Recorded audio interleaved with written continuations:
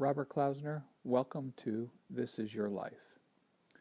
It all began many, many years ago when two people met in a funny, far-away place from their homeland. Yes, that funny place is New York City. First, there was Sam. Check out all that hair. Where in the world did that come from? And then Lena.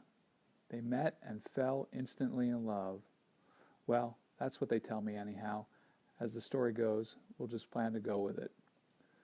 Some time passed, and then guess what happened? That's right, they had a baby. No, not you, Robert. They first started with Lois. They were thrilled to have a little girl enter the family, and she grew to be a wonderful young lady. And then it happened. Another one. A boy. A mistake? No, totally on purpose, as they wanted a little Robert. Someone to carry on the family name, and oh boy was he cute. That little boy started to grow nicely and sure had plenty to smile about since his father was in the candy business. It made it nice and easy for that little boy to smile for and always be wanting some sugar. Family pictures were a must, especially with Lena being thrilled, while Sam wondered, what am I doing here? Kidding, he loved his son and was thrilled to have a wonderful family. That little boy was growing up nicely in those crazy streets, playing stickball, stoop ball, rock ball, what ball, this ball, that ball, and any other stupid city game that he got involved in, which according to Robert, he was great at. Not convinced. I believe that considering the family genes, they were ultimately passed on to his children, but we'll leave that for later in the story. That little boy's growing up fast and turning into a teenager far too quickly. Damn youth of America with those crazy hairdos. Clearly, Robert loved the gym, given the size of those arms. Those teenage years spun so quickly, and Robert grew and found himself wanting to be far away from the big city for his college years. And so he went off to Miami, Florida, sunshine and palm trees. And of course, no pictures to actually prove he went to college. We question it each and every day, given, well, we won't talk about that. We'll talk about it later in the story.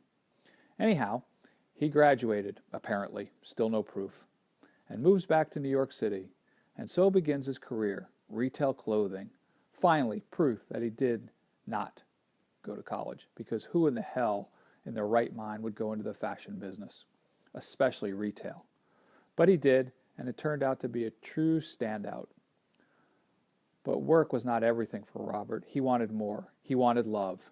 And he found it. He found Paula. And they were married with a joyous celebration. Not even sure where that crown came from. Perhaps Paula thought she was marrying a prince. Perhaps she should have asked for paperwork first. But in the end, they were married and a life together began. As Robert's career spanned, and they moved to Silver Spring, Maryland, and decided to start a family. Shortly thereafter, they had a baby. It's a boy! And they were thrilled. How could life get any better? They named him Glenn. Author's note here. Are you freaking kidding me? Glenn? What the hell were you thinking? Worst name ever. So suggestion, if you ever decide to do that again, give him a good name, please. Okay, sorry. Back to our story. I'm calm now, sorry. Anyhow, Glenn, damn them. Just fantastic. This child was perfect. He never cried. He never needed a diaper. Started using the toilet at 2 days old. Freaking brilliant. Okay, enough about Glenn. Back to our story. The proud parents were thrilled, and it was all they could do to not show him off to the world. Happy to share his happiness with his friends and family was what he wanted to do. Ah, to be young again. The 60s were some good years, but then it came. The 70s, the disco era. Is that John Travolta? Was that natural hair? If we only had pictures of Robert sitting in the beauty parlor chair with rollers in his hair to make that hairdo, now that would have been quite some picture. The 70s continued, and Robert's career grew and grew, but he started the good times with family and continued to be important. Then it happened. Another one came along. Todd was born. Better name, but still not great. Perhaps the third time they would have had the charm. Well, the little blonde-haired baby was here, and boy, was he trouble. Glenn tried hard to work his magic on him and give him enough detail on what was happening and how to handle his father. Advice started early on how to handle Robert. Glenn would say to Todd, "Just let him talk and threaten, nod your head and roll your eyes, and yes him to death, because within 5 minutes or so he'd forget what he was talking about. But at the end of the day, he would always love you, no matter what." Hey, wait, how did that picture get into this story? Everyone seems to start out in a tub somewhere or another. What is it about parents that think they need to show pictures of naked babies in bathtubs? So cute. But is it? I guess it is, really. Okay, back to our story. Fun was the word that Robert loved. He loved the word fun. Fun, fun, and fun. First, it started in Florida. Florida in those early years, spending time with family was most important as hanging out in the sun. Robert loved the sun, and teaching his kids good life skills was always something he worked into the agenda. Like learning how to swim. We won't discuss his teaching methods here, as criminal charges would likely be placed even those number of years later. So let's just say things such as it was something like, "Hey, jump in the pool now," or "Go off that high dive now." He knew those kids would love it anyhow. As those boys grew into their teen years, it was about spending time with them and their father and having fun. Those special times in the mountains of New Hampshire, enjoying the rivers and adventures he always seemed to have planned, or perhaps unplanned. But it was always something, a surprise for him and them, as they never knew what was right around the corner. Those boys would spend most of their time growing up with their mother, but when it came to vacations, it was off to Boston. He always had a plan. One summer it was, "Damn it, we're eating out every single meal. I'm not buying a damn thing." Nothing but crap in the house. Or a trip down to the bakery to buy a moldy cake. Or the next year it was, "Let's make sure we get to the store. We're buying everything this year." Fill 4 shopping carts filled with food, then off to the butcher shop to purchase a cow. Not kidding, an actual cow. But one thing was for sure, it was going to be an adventure. As much fun and adventure as there was out there, it was also work. Robert loved to work. His life revolved around work, and those boys participated in that work in some way or another. It was mostly sitting around the stores waiting or figuring out something to do while they waited, like use brand new Boy Scout knives to whittle pencils underneath tables, and in the process almost cutting off fingers. But it was fine, though, since there was always plenty of dresses and shirts to sop up blood. It was all good. Well, at least until Robert found out. He would bitch and moan and scream that he was going to kill us, but turns out there was still the same old story. 5 minutes later, he would forget what he was talking about and just move on to the next thing. And so they knew, really, there was nothing really to worry about. Robert would make his way to Toledo a couple times a year to see a game or just spend time destroying things that Paula had worked so hard to create. There was a time with the BB gun. Not sure why, but Robert thought it might be a good idea to shoot the gun in the house. Being an expert sharpshooter that he was, and leveraging that 20/80 vision, he focused on his target in the closet. But he happened to miss by no more than, 4-6 feet. It happened to hit a can of Stickum that was used to secure soccer balls to hands, so they never left the goalie's hands. Sadly, it does not have the same effect on clothing. So it was off to the store for an entire new wardrobe. But again, it was fun and yet another adventure. Surprises often came, like Glenn's first car. That thing was fantastic. A 1976 Ford Gran Torino Elite with a 454. He loved that car. But Robert's choices in clothing, let's just call it pimp-inspired. Either big and furry or lots of leather. It was high fashion. Another author's note here. I can only hope that my children do not someday take pictures of me and say, "pimp-inspired." But the adventures never stopped. It was always something, and they all loved each and every minute of it. The mountains, flying in airplanes, rock climbing, water skiing. It was all about the fun, and they had plenty of it. Oh, and then came those boating years. The skipper, the man of the sea, the captain, or shall we call it, holy crap, man, thank God he had friends who knew what they were doing with boats. But those days were again fun, and Robert loved having the boat and his buddies to enjoy those times with. But no matter what, Robert was there for Sam. Sam had moved to Florida, and Robert would make many trips to Florida and spend time with his father. They showed their love in many ways, but it was mostly around their love for food. Clam's Casino was a favorite. Robert would enter the room and say, "Was machst du, Sammy?" And Sam would say, "A bris, a bris." No one ever knew what the hell they were talking about, but it was a guarantee that those words would be said many times over and over. To this day, we have no idea what they were saying, but in their unspoken handshake, it would make everybody laugh. And remember, the moral of this story is fun. Those boys were getting older now, and it was graduation time. Those times, they were sure a-changin'. First Glenn, then Todd, and then Todd from medical school.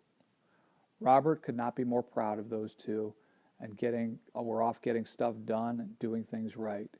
Given Robert's academic prowess, no idea where those brains came from, so let's just pat Paul on the back for this one. Maybe, perhaps, maybe the milkman. But Robert was always there to be part of the adventure. Truly, they both did an amazing job bringing those boys up. Through the good times and the bad, we ended up in a great place. Well, Glenn finally finishes college, 16 years later, and makes a decision to move to Boston. Good decision? Great decision. But the challenge with the decision was the choice of where to live. Robert said, "You will live with me until you get your life together." So Glenn packed up his car. Oh yeah, Robert agrees to let Glenn move in with his dog Yoda. Now we all know what Robert was thinking, clearly not happy about this decision, but he let it happen anyhow. Well, Glenn moves in and things start out fine. Robert's living with his girlfriend Dawn at the time and knew there were some challenges, but figured we could get through them. Well, we sure had some good times in the beginning. Dawn was fun, sometimes. As we would later learn, then yeah, the crazy begins. Well, maybe the crazy started many years earlier, but crazy kicked into full steam while Glenn and Robert were living there together. Sometimes they would decide to just go home, but rather than go home, because it made absolutely no sense to go home, they would head down to Tavern on the Water and have dinner and a series of drinks in hopes that the crazy would be sleeping by the time they got home. Well, sometimes that worked and sometimes not, but again, it was quite an adventure. At the end of all the craziness, there was always us. That was just one consistent that never changed. But something did change. Robert decided to move to L.A. What? L.A.? Glenn just moved to Boston. Are you kidding me? So Robert says to Glenn, "You're moving to L.A." And as you might imagine, he also included, "If you don't move to L.A., I'm going to kill you." Of course, the ever-obedient son, Glenn decides to stay in Boston. But something amazing happened. Robert finds love. This author was going to say something like, "Again," but our and his hopes for this one was that it was the last time and the right time. Yes, he finds Meryl, and bang, shotgun wedding. They're getting married. Love is in the air. And we're all there to enjoy the day. Yup, a new family is born. It's the Brady Bunch. No, kidding. What he got and what we got was a fantastic addition to an already great family. Sam and Martha had already moved to L.A., and as usual, Robert loved it. Well, sometimes. But he was always there for his father, no matter what was happening. He was there. Well, back to the fun. With the new extended family, it was time to get everyone involved. Well, almost everyone. With Jake being born and Todd finishing his 25th year of medical school and could not make it, the rest of the Bradys were off to Mexico. Family fun, well, mostly fun. Drinking, swimming, snorkeling, enjoying a fantastic trip to Mexico was underway. As I said earlier, mostly fun. Robert did not love those horses and heat, but he was a trooper, I think. Lori, being pregnant, was not allowed to enjoy any of the horses or drinking or those other things, but she sure got to participate in the family outing, which was always, of course, focused on cultural experiences and educationally inspired activities, or what the Klausner clan might call bullfighting and cockfighting.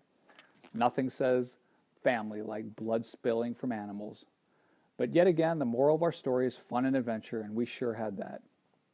The next phase of Robert's life started to include being a grandfather, and he was determined to be a good one.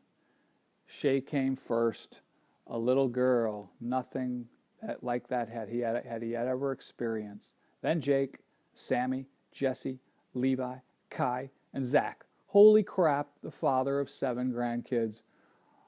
Robert wasn't old enough to take care of himself, nor could he figure out how to take care of himself. So how in the hell was he going to manage to take care of 7 grandkids? Are you kidding me? Well, at the end of this story, it's about fun and adventure, and most importantly about you, who you are, and what you have given, and about the man you are. So I say, this is your life, Robert Klausner.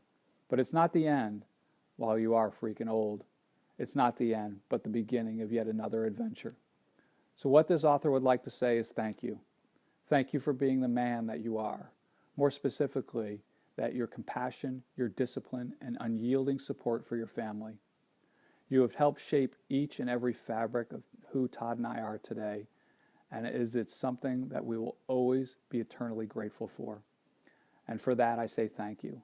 So now let's have some fun and hope that the rest of your life is filled with everything that you have ever dreamed for yourself. We all love you and look forward to another 75 years of fantastic adventure-filled birthdays.